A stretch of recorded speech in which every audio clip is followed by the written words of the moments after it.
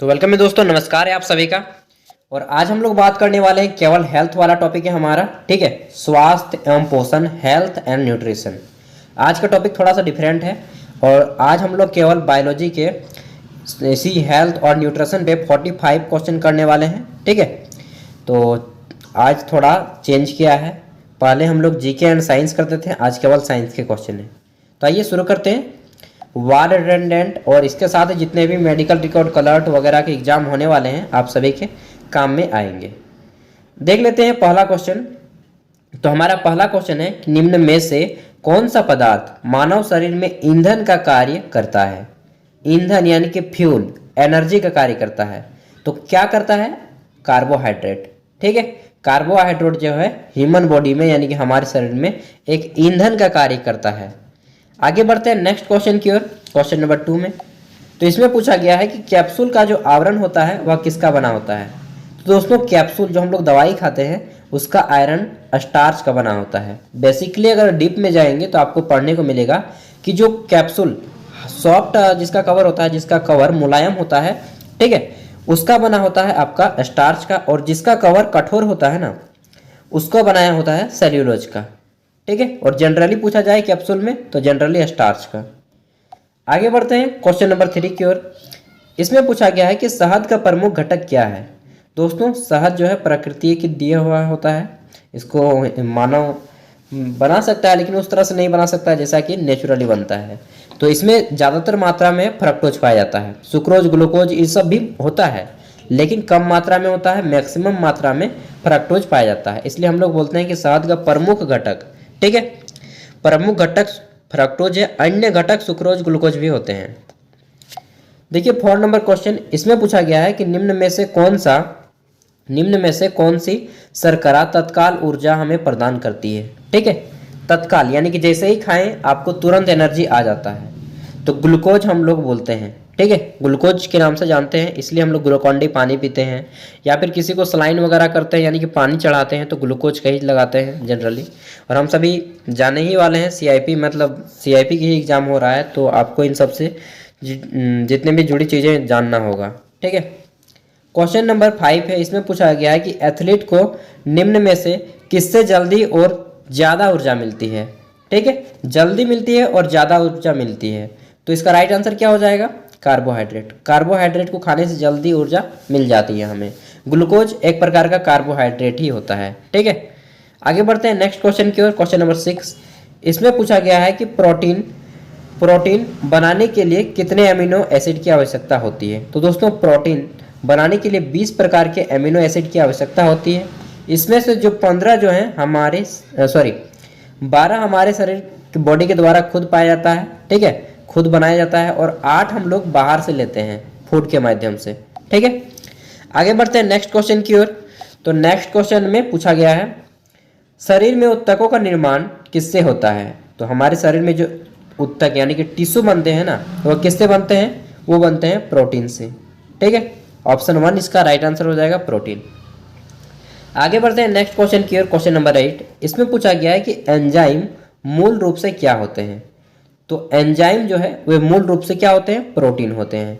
ठीक है, आगे बढ़ते हैं नेक्स्ट क्वेश्चन की ओर। और एंजाइम जैव उत्प्रेरक पदार्थ भी होते हैं जो शरीर की क्रिया को तेज करने में ज़्यादा मतलब कि कारगर होते हैं, हमारी बॉडी की एक्टिविटीज़ को फास्ट कर देते हैं।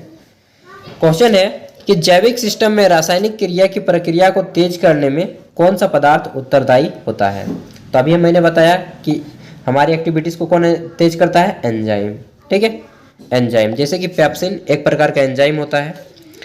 आगे देखते हैं क्वेश्चन नंबर 10। इसमें पूछा गया है कि सोयाबीन में प्रोटीन का कितना प्रतिशत पाया जाता है। हम लोग जो सोयाबीन बरी खाते हैं, ठीक है, इसमें प्रोटीन कितने परसेंट पाया जाता है। तो प्रोटीन इसमें 42% पाया जाता है। ठीक है दोस्तों, तो बढ़े नेक्स्ट क्वेश्चन की ओर। इसका राइट आंसर होगा क्या? प्रोटीन। इसलिए मतलब कि बचपन में प्रोटीन की बरी खिलानी चाहिए। सरकारी स्कूलों में देखे होंगे मिड डे मील में प्रोटीन होता है, इसलिए बरी एक दिन आलू के साथ बरी की सब्जी दिया जाता है ताकि बच्चों में प्रोटीन की कमी को दूर किया जा सके। क्वेश्चन है 11 नंबर। इसमें पूछा गया है कि किसमें प्रोटीन नहीं पाया जाता है। तो देखिए चावल में जो है प्रोटीन नहीं पाया जाता है, क्योंकि चावल में क्या पाया जाता है? कार्बोहाइड्रेट मुख्य रूप से पाया जाता है। ठीक है, मांस, दूध और दाल, इन तीनों में प्रोटीन की भरपूर मात्रा पाई जाती है। सबसे ज़्यादा दाल में प्रोटीन पाई जाती है। ठीक है, आगे देखते हैं क्वेश्चन नंबर 12। इसमें पूछा गया है कि निम्नलिखित में से किसमें प्रोटीन का सबसे अधिक स्रोत पाया जाता है। तो अभी हमने बताया सोयाबीन जो है सबसे ज़्यादा होता है, उसके बाद दाल में सबसे ज़्यादा सोयाबीन में, नेक्स्ट आता है आपका दाल में। ठीक है, उसके बाद मीट में, फिर दूध में। आगे देखते हैं क्वेश्चन नंबर 13। तो इसमें पूछा गया है कि मानव शरीर में वसा जमा होती है, मानव शरीर में जो वसा है वह कहाँ पे जमा होती है। तो हिंदी में हम लोग बोलेंगे वसा उत्तक। ठीक है, और इंग्लिश में बोलेंगे एडिपोज टिश्यू। क्या बोलेंगे? एडिपोज टिश्यू, हिंदी में वसा उत्तक। नेक्स्ट क्वेश्चन की ओर बढ़ते हैं, क्वेश्चन नंबर 14। इसमें पूछा गया है कि निम्नलिखित भोजन में से किससे प्रति ग्राम ऊर्जा ज़्यादा प्राप्त होती है। मतलब कि आप थोड़ा सा ही खाएंगे ना तो लगेगा कि हाँ यार मैंने बहुत ज़्यादा खा लिया है, मतलब कि हैवी, हम लोग हैवी फूड जिसको बोलते हैं। ठीक है, तो फैट को जो है हम लोग हैवी फूड बोलते हैं, हिंदी में बोलते हैं वसा। ठीक है, प्रति ग्राम इसमें जो है ऊर्जा ज़्यादा प्राप्त होती है और इसका ऊष्मीय मान भी ज़्यादा होता है। आगे बढ़े नेक्स्ट क्वेश्चन की ओर, क्वेश्चन नंबर 15। इसमें पूछा गया है कि विटामिन शब्द किसने सबसे पहले बोला था या फिर गढ़ा था। ठीक है, तो विटामिन शब्द जो बोला था वह प्रयोग किया था फंक, एक वैज्ञानिक थे, साइंटिस्ट थे फंक, उन्हीं के द्वारा सबसे पहले यह शब्द बोला गया विटामिन। ठीक है, और विटामिन आप सभी को मालूम है, vitamin A, B, C, D, E के, इन सभी का हम लोग एक दिन अलग से समझेंगे। क्वेश्चन नंबर 16 है, निम्नलिखित में से किसे रक्षात्मक पदार्थ कहा जाता है। ठीक है, रक्षात्मक पदार्थ किसे कहा जाता है। तो देखिए विटामिन को जो है हमारे शरीर का रक्षात्मक पदार्थ कहा जाता है। जनरली विटामिन सी जो है हमारे बॉडी में एंटीबायोटिक, मतलब कि एक तरह से रोगों से लड़ने के लिए हमें क्षमता प्रदान करती है। तो विटामिन का राइट आंसर हो जाएगा। नेक्स्ट बढ़ते हैं क्वेश्चन नंबर 17 की ओर। इसमें पूछा गया है कि गाजर किस विटामिन का समृद्ध स्रोत होता है। अगर आप गाजर खाते हैं तो उनसे कौन सा विटामिन प्राप्त होता है दोस्तों? उससे हमें विटामिन ए प्राप्त होती है। ठीक है, गाजर से क्या विटामिन प्राप्त होता है? विटामिन ए। आगे बढ़ते हैं नेक्स्ट क्वेश्चन की ओर, क्वेश्चन नंबर 18। इसमें पूछा गया है कि मानव शरीर में विटामिन ए कहाँ पे पाया जाता है। तो मानव शरीर में विटामिन ए जो है हमारे लीवर यानी कि यकृत में पाया जाता है। ऑप्शन 1 इसका राइट आंसर हो जाएगा, यकृत, लीवर। ठीक है, बढ़े नेक्स्ट क्वेश्चन की ओर, क्वेश्चन नंबर 19। इसमें पूछा गया है कि रतौंधी का मुख्य कारण किस विटामिन की कमी है। रतौंधी जो है इसका मुख्य कारण किस विटामिन की कमी होता है दोस्तों? रतौंधी। ठीक है, यह विटामिन ए की अगर आपके बॉडी में कमी हो जाएगी तो आपको आंखों की समस्याएं जितनी भी है ना वो सारी नज़र आने लगेंगी। तो हम लोग बोल सकते हैं कि आंखों को अगर स्वस्थ रखना है तो यार आप विटामिन ए से जितने भी चीज़ें मिलती हैं उन सबको खाया कीजिए। ठीक है, इसका बेस्ट सोर्स होता है गाजर। आगे देखते हैं क्वेश्चन नंबर 12। इसमें पूछा गया है कि थायमिन है, थायमिन क्या है। देखिए किस विटामिन का नाम है थायमिन। तो विटामिन B1 को हम लोग थायमिन बोलते हैं और इसकी कमी से हमें कौन सा रोग होता है? तो बेरी रोग होता है। ठीक है, आगे बढ़े नेक्स्ट क्वेश्चन की ओर, क्वेश्चन नंबर 21। इसमें पूछा गया है कि जिस विटामिन में कोबाल्ट पाया जाता है वह क्या है। तो कोबाल्ट किस में पाया जाता है? विटामिन B12 में कोबाल्ट पाया जाता है। ठीक है, ऑप्शन डी इसका राइट आंसर हो जाएगा, विटामिन B12। आगे बढ़े नेक्स्ट क्वेश्चन की ओर, क्वेश्चन नंबर 22। इसमें पूछा गया है कि विटामिन सी का सबसे उत्तम स्रोत क्या है। विटामिन सी जो है सबसे अच्छा स्रोत है इसका आंवला। ठीक है, आंवला के बाद नींबू वगैरह जितने भी खट्टे फल होते हैं ये सभी विटामिन सी के अच्छे स्रोत होते हैं। आंवला इसमें सबसे प्रमुख है। आगे बढ़ते हैं नेक्स्ट क्वेश्चन नंबर 23। इसमें पूछा गया है कि विटामिन सी का रासायनिक नाम क्या है। तो दोस्तों विटामिन सी का रासायनिक नाम होता है एस्कॉर्बिक एसिड, हिंदी में एस्कॉर्बिक अम्ल बोला जाता है। ठीक है, विटामिन ए का retinol, vitamin B thiamine, vitamin B एक प्रकार का कॉम्प्लेक्स होता है, उसमें बहुत सारे विटामिन पाए जाते हैं। और विटामिन सी का एस्कॉर्बिक एसिड। विटामिन डी का होता है कैल्सीफेरॉल। सभी के नाम याद हो जाएंगे, मैं एक दिन आपको स्पेशल इसके लिए वीडियो दूंगा विटामिन के ऊपर। क्वेश्चन है, दांतों में खून का गिरना किस विटामिन के कमी के कारण होता है। हमारे दांतों में जो खून आता है तो यह किस विटामिन की कमी के कारण आता है। ठीक है, देखिए दांतों में खून का गिरना विटामिन सी की कमी के कारण होता है, विटामिन सी। ठीक है, विटामिन सी इसका राइट आंसर हो जाएगा। आगे बढ़ते हैं क्वेश्चन नंबर 25। इसमें है कि मछलियों के यकृत में तेल मतलब जी मछली का जो यकृत होता है ना, मछली का जो हम लोग मैच वगैरह उसके साथ ही जितने भी लीवर होते हैं उसको खाते हैं तो कौन सा विटामिन हमें उससे प्राप्त होता है? तो दोस्तों मछली के यकृत से या फिर कॉड लिवर ऑयल जिसको हम लोग बोलते हैं उसी को बोल सकते हैं, तो उसमें हमें विटामिन डी प्राप्त होती है और विटामिन डी सूर्य की रोशनी से भी प्राप्त होती है। ठीक है, आगे बढ़ते हैं नेक्स्ट क्वेश्चन की ओर। क्वेश्चन नंबर 26, इसमें पूछा गया है कि विटामिन ए का रासायनिक नाम क्या है? दोस्तों विटामिन ए को हम लोग बोलते हैं टोकोफेरोल। क्या बोलते हैं? टोकोफेरोल। और इसकी अगर कमी हो जाती है आपकी बॉडी में तो बांझपन की समस्या आ जाती है, और जनरली यह पुरुषों में ही होती है यार। तो आप लोग अच्छा अच्छा खाया कीजिए यार, विटामिन से भरपूर चीज़ें, ताकि आपको ये प्रॉब्लम ना हो। और जनरली यह 28-30 के बाद शुरू हो जाती है कमी। ठीक है, क्वेश्चन नंबर 27, इसमें पूछा गया है कि मानव शरीर में रक्त का थक्का किस विटामिन से बनता है? मानव शरीर में जो रक्त का थक्का है यह विटामिन के से बनता है। अगर आपके शरीर में विटामिन के कमी हो जाएगी और अगर आपके शरीर में कहीं पे कट जाते हैं या फिर कभी ब्लड टेस्ट वगैरह कराने जाते हैं तो आपका ब्लड जल्दी रुकता नहीं है। ठीक है, तो विटामिन के की कमी से होता है। क्वेश्चन नंबर 28 है, इसमें पूछा गया है कि दांतों में निम्नलिखित में से क्या होता है? यानी कि हमारे जो दांतें हैं और हड्डियां, मुख्य रूप से दांत और हड्डियां, ये जो है कैल्शियम और फॉस्फोरस से बनी होती है। कैल्शियम का मात्रा ज़्यादा होता है, फॉस्फोरस का मात्रा थोड़ा कम होता है, तो कैल्शियम यहाँ पे राइट आंसर हो जाएगा। ठीक है, अगर कहीं पे ऑप्शन में कैल्शियम और फॉस्फोरस दोनों मिले तो वहाँ पे टिक लगाना है, और अगर नहीं रहे तो कैल्शियम पे ही टिक करना है। क्वेश्चन नंबर 29 है, इसमें पूछा गया है कि हृदय की धड़कन को नियंत्रित करने के लिए निम्न में से कौन सा खनिज आवश्यक है? तो हृदय की धड़कन जो है उसको नियंत्रित करने के लिए, कंट्रोल करने के लिए, ताकि ब्लड प्रेशर अप डाउन ना होते रहे, इसलिए हम लोग सोडियम की आवश्यकता पड़ती है। ठीक है, सोडियम इसका राइट आंसर हो जाएगा। सोडियम को हम लोग Na सिंबल से दर्शाते हैं। क्या दर्शाते हैं? Na। इसका परमाणु संख्या कितना होता है? 11 होता है। ठीक है, आगे देखते हैं क्वेश्चन नंबर 30। तो इसमें पूछा गया है कि सागरीय खरपतवार किसका महत्वपूर्ण स्रोत है? सागरीय मतलब कि समुद्र में जो है खरपतवार होते हैं, यह किसका महत्वपूर्ण स्रोत है? दोस्तों आप सभी को मालूम है कि समुद्र से ही हमें आयोडीन यानी कि नमक जो है प्राप्त होती है। ठीक है, तो इसका राइट आंसर हो जाएगा आयोडीन। ठीक है, और हेलाइट नाम की एक होती है, इसी से रिलेटेड होते हैं हेलाइट। आगे देखते हैं, क्वेश्चन है 31 नंबर। इसमें पूछा गया है कि मानव शरीर में औसतन ऑक्सीजन का तत्व कितना प्रतिशत होता है? तो हमारे बॉडी में ऑक्सीजन का तत्व जो है ऑक्सीजन, ठीक है, यह कितना परसेंट पाया जाता है? 65%। ठीक है, बढ़े नेक्स्ट क्वेश्चन की ओर। क्वेश्चन नंबर 32, इसमें पूछा गया है कि पालक जो हम लोग खाते हैं, पालक के पत्तों में किसकी मात्रा सबसे अधिक पाई जाती है? तो पालक अगर आप खाते हैं तो आपके बॉडी में सबसे ज़्यादा आयरन मिलेगा। ठीक है, आयरन इंग्लिश में हम लोग बोलते हैं, हिंदी में लोहा बोलते हैं, और इसको Fe से दर्शाया जाता है, Fe। ठीक है, पीरियोडिक टेबल में Fe से दर्शाया जाता है। नेक्स्ट क्वेश्चन देखते हैं 33 नंबर। इसमें पूछा गया है कि किसमें भरपूर लौह तत्व पाया जाता है? यानी कि वही हो गया आयरन पाया जाता है। तो हरी सब्जियां इसका राइट आंसर हो जाएगा। मेन है पालक, और हरी सब्जियां जितना भी हैं जैसे कि गंधारी साग हो गया, प्याज का साग हो गया, जितना भी साग होता है यार, मुझे तो उतना साग का नाम मालूम भी नहीं है। सरौंती साग हो गया, करथुआ साग हो गया, क्या क्या साग है यार। सब्जी मंडी में जाता हूँ तो मैं जनरली पालक, गंधारी, यही सब, सरसों, यही सब साग लेता हूँ। देखिए क्वेश्चन है 34 नंबर। इसमें पूछा गया है कि निम्न में से निम्नलिखित की कमी से एनीमिया रोग होता है। तो दोस्तों एनीमिया जो रोग होता है वह किसकी कमी से होता है? देखिए एनीमिया रोग आपका किसकी कमी से होता है? एक मिनट यार, कोई बुला रहा है हमको, तो चलिए हो गया, डेली कोई ना कोई आ ही जाता है यार, कोई बात नहीं।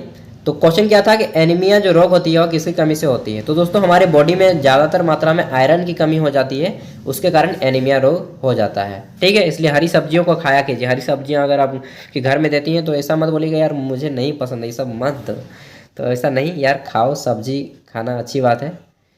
मैं भी पहले करता था लेकिन अब खाने लगा हूँ। क्वेश्चन है टाइफाइड से शरीर का कौन सा अंग प्रभावित होता है? तो टाइफाइड जब हो जाता है ना किसी व्यक्ति को, तो हमारा बॉडी का आंत, ठीक है, इंटेस्टाइन जो होते हैं आंत, वो इफेक्ट कर जाता है। और इसमें आपको एक टेस्ट करवाना होता है जिसका नाम होता है विडाल टेस्ट। ठीक है, विडाल टेस्ट जनरली 80 रुपया लिया जाता है इस टेस्ट का। इसमें आपके बॉडी को पता चल के साल्मोनेला टाइफी का पता किया जाता है कि कितने मात्रा में आपको टाइफाइड है, 180 है, 1:160 है, 1:320 है, जो भी होता है हम लोग उसी अनुपात में आप दे देते हैं पेशेंट को, ठीक है। जैसे कि चेक कर लिया हम लोगों ने, चेक करते हैं तो उसी तरह से देते हैं। इसलिए टाइफाइड को मोती झर्रा के नाम से भी जाना जाता है दोस्तों, और आंत्र ज्वर के नाम से भी जाना जाता है, इसको भी याद कर लीजिएगा। क्वेश्चन नंबर 36 है, इसमें पूछा गया है कि पेचिस रोग के लिए उत्तरदायी प्रोटोजोआ कौन सा है। पेचिस जो रोग होता है जिसमें व्यक्ति को मतलब लूज मोशन हो जाता है, रुकता ही नहीं है, वह बाथरूम जाते जाते थक जाता है ना, पेचिस हुआ होगा आप लोग कभी कभी। तो महात्मा बुद्ध को यही पेचिस हो गया था अंतिम समय में, जब कुशीनगर में इनकी महात्मा बुद्ध की परिनिर्वाण हुआ था, तो पेचिस के कारण ही हुआ था। वो तेल की कुछ ज़्यादा चीज़ें खा गए थे। चलिए जो भी है यार, इतिहास की बात है। तो पेचिस रोग होता है एंट अमीबा के कारण। क्या किसके कारण होता है? एंट अमीबा, ठीक है। ऑप्शन 1 इसका राइट आंसर हो जाएगा। 37 नंबर क्वेश्चन है, इसमें पूछा गया है कि हैजा का कारण क्या है। हैजा का कारण क्या है? तो दोस्तों हैजा जो है जीवाणु के कारण होता है, ठीक है। हैजा किसके कारण होता है? जीवाणु के कारण। और इसकी खोज की थी रॉबर्ट कोच ने, हैजे के टीके। आगे देखते हैं, क्वेश्चन है निम्नलिखित में से किसके जांचने के लिए एलिसा टेस्ट का प्रयोग किया जाता है। तो दोस्तों एलिसा टेस्ट आपका जनरली एड्स में किया जाता है, और एक टेस्ट होता है HIV टेस्ट, यह भी एड्स से ही रिलेटेड है, HIV और एलिसा, ठीक है। 1 दिसंबर को विश्व एड्स दिवस मनाया जाता है। आगे देखते हैं क्वेश्चन नंबर 39, इसमें पूछा गया है कि एवियन इन्फ्लुएंजा यानी कि बर्ड फ्लू जिसको बोलते हैं, यह विषाणु को निम्नलिखित में से निरूपित करता है। तो किस में निरूपित करता है? यह निरूपित करता है H5N1, H5N1। ऑप्शन डी इसका राइट आंसर हो जाएगा। आगे बढ़ते हैं 40 नंबर क्वेश्चन की ओर। तो इसमें पूछा गया है निम्नलिखित में से किसकी कमी से दंत क्षय होता है, यानी कि हमारे जो दांत हैं वह क्षय होने लगते हैं, सड़ने लगते हैं। किसकी कमी से? तो जनरली फ्लोरीन की कमी हो जाती है, ठीक है। Chlorine, fluorine, bromine, iodine, Einstein, ये सभी नाम सुने होंगे आपने पीरियोडिक टेबल में। तो वो फ्लोरीन जो होता है इसी के कारण जब कमी हो जाती है हमारे बॉडी में तो दांत सड़ने लगते हैं। आगे देखते हैं क्वेश्चन नंबर 41। तो इसमें पूछा गया है कि गुर्दा पथरी का पता लगाने के लिए किस प्रतिबिंब यंत्र का प्रयोग किया जाता है, ठीक है। अगर आपके किसी के बॉडी में स्टोन हो जाता है, तो गुर्दा पथरी अगर हो जाता है ना, तो आपको कराना होता है अल्ट्रासाउंड, ठीक है। और छोटा बच्चा बेबी को पता करने के लिए भी किया जाता है यार। तो कोई बात नहीं, आप लोग को भी समय आ जाएगा जनरली 5 साल के बाद, 4-5 साल, किसी को तो आ ही गया होगा, कोई बात नहीं। क्वेश्चन है 42 नंबर, इसमें पूछा गया है कि निम्नलिखित में से किस भारी धातु की विषाक्तता यकृत सिरोसिस पैदा करती है। तो यकृत सिरोसिस हमारे लीवर में हो जाता है। देखिए कौन है, तो देखिए क्वेश्चन क्या था हमारा, कहाँ पे थे यार, यकृत सिरोसिस ना। तो निम्नलिखित में से किस भारी धातु की, मतलब किस भारू धातु है एक, कौन सा ऐसा जो यकृत सिरोसिस हमारे जो लीवर में सिरोसिस पैदा कर देता है, ठीक है। तो किसकी अधिकता से हो जाता है हमारा यकृत सिरोसिस? देखिए दोस्तों, हमारे अगर बॉडी में कॉपर, जिसको हम लोग तांबा बोलते हैं, ठीक है, इसको Cu से इंडिकेट किया जाता है। अगर इसकी मात्रा हो जाती है तो हमें यकृत सिरोसिस हो जाता है, लीवर में इन्फेक्शन हो जाता है। आगे देखते हैं क्वेश्चन नंबर 43, 42 हो गया, 43 हो जाएगा, हाँ 43 है। इसमें पूछा गया है कि मानव शरीर में जो रक्त है यानी कि ब्लड, इसकी अपर्याप्त आपूर्ति को क्या कहते हैं। अगर हमारे बॉडी में खून की आपूर्ति घट गई, HB टेस्ट से पता चलता है।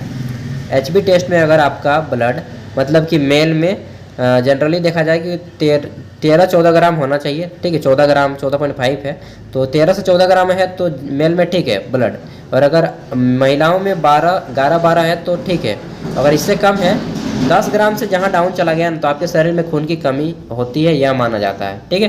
हीमोग्लोबिन टेस्ट पता चलता है HB टेस्ट से, 50 रुपया लेते हैं हम लोग, चेक कर देते हैं। तो 40-50 रुपया का टेस्ट तैयार करा लीजिएगा, तो ये हो जाता है, ठीक है। मानव शरीर में रक्त की कमी हो जाती है, तो मानव शरीर में रक्त की जो आपूर्ति होती है इसको क्या बोलते हैं? खून की कमी हो गई तो इसको हम लोग क्या बोलेंगे? तो इसको क्या बोलते हैं? देखिए 4 ऑप्शन में, इस्कीमिया, हीमोस्टेसिस या फिर हाइपरमीडिया या हेमोरेज। तो इसको क्या बोलते हैं? इसको बोलते हैं हीमोस्टेसिस, ठीक है। HB अभी मैंने बताया, हीमोग्लोबिन उसी से संबंधित है। हीमोग्लोबिन, हीमो, देखिए दोनों में हीमो आ रहा है, ठीक है। इससे भी आप लोग नोट कर सकते हैं। कौन सा टेस्ट किया जाता है? HB टेस्ट किया जाता है। क्वेश्चन नंबर 44 है, इसमें पूछा गया है कि टाइफाइड पैदा किया जाता है। टाइफाइड पैदा किया जाता है, किसके द्वारा पैदा किया जाता है? तो देखिए अभी मैंने आपको कुछ देर पहले बताया था कि टाइफाइड में आपका साल्मोनेला टाइफी नाम के एक बैक्टीरिया होती है, जिसको जीवाणु बोलते हैं हिंदी में, वह होती है। तो देख लीजिए यहाँ पे कहाँ है, टाइफाइड पैदा किया जाता है किसके द्वारा जी? स्टेफिलोकाइसिस यूडोसोमोनिया साल्मोनेला टाइफी। यहाँ पे देखिए ये है साल्मोनेला टाइफी। ये 4 प्रकार के होते हैं, salmonella typhi O, salmonella typhi H, salmonella typhi AH और साल्मोनेला टाइफी बीएच। ये 4 प्रकार के होते हैं, ठीक है। जनरली आदमी को साल्मोनेला टाइफी ओ ही इन्फेक्ट करता है, ठीक है। और इससे आपका आंत प्रभावित हो जाता है। इसमें आपको जो है बहुत पालन करना पड़ता है यार, मतलब कि सॉफ्ट चीज़ें खानी होंगी, ज़्यादा हार्ड चीज़ नहीं खाना होगा जिसमें आप पचाने में सक्षम ना हो। 45 नंबर देखिए क्वेश्चन, इसमें अंतिम क्वेश्चन है कि BCG बेसिलस कैलमेट ग्यूरिन, इसका पूरा नाम होता है BCG, प्रतिरक्षा प्रदान करता है। अगर आप BCG का टीका लेते हैं बचपन में, देखिएगा हाथ में आपको एक आर्म के सामने, मतलब कि यार हाथ को देखिएगा तो एक बड़ा सा इस टाइप से गोला बन गया होगा, बचपन में एक टीका लगाते हैं। तो BCG का टीका होता है वह बेसिलस कैलमेट, बेसिलस, यार मुझे लिखने दीजिए, BCG, ठीक है, बेसिलस कैलमेट ग्यूरिन, तो इसको बोलते हैं। तो ये हो गया। टीबी के बचाव के लिए यह टीका दिया जाता है। टीबी के बचाव के लिए, टीबी को हम लोग और किस नाम से जानते हैं? तो तपेदिक बोलते हैं, तपेदिक, ठीक है। और यह जीवाणु के कारण होता है, तपेदिक बोलते हैं इसको, टीबी को। और जनरली पुराने ज़माने में, जब हम तो गांव में रहते हैं, मालूम नहीं आप लोग शहर में कैसा फील करते हैं यार, कभी लगता है कि शहर तरफ मैं भी जाऊँ, उधर रहूँ, लेकिन मौका मिलेगा तो जाऊँगा यार। देखिए क्या होता है कि गांव में जब किसी पेशेंट को टीबी हो जाता था, आज से लगभग 50 साल पहले, तो जनरली उनको जहाँ पे बैल वगैरह रहता है, जिसको हम लोग गोहाल घर बोलते हैं, तो वहाँ पे रखा जाता था, ठीक है। तो वहाँ पे रखा जाता था, उसका टीबी जो है जनरली ठीक हो जाता था। वो जो बैक्टीरिया होती है, टीबी की बैक्टीरिया, वह ठीक हो जाती थी स्वतः ही, ठीक है। तो आज का PDF डाउनलोड कर लीजिएगा, मैं वीडियो के डिस्क्रिप्शन में दे दूंगा, वहाँ से डाउनलोड कर लेना है। एंड फिर मिलते हैं नेक्स्ट वीडियो के साथ। वीडियो को लाइक कर दीजिएगा। और आज का क्वेश्चन मैं दूंगा कि विटामिन B कॉम्प्लेक्स में कितने विटामिन होते हैं, ये आपको बताना है, ठीक है। चलिए देखते हैं कितने लोग मेरी वीडियो को एंड तक देखते हैं। इससे ये भी अनुमान लगाया जाता है कि कितने लोग वीडियो को एंड तक टिके रहे हैं। उनके लिए धन्यवाद। एंड कमेंट में आंसर ज़रूर दीजिएगा। Thank you.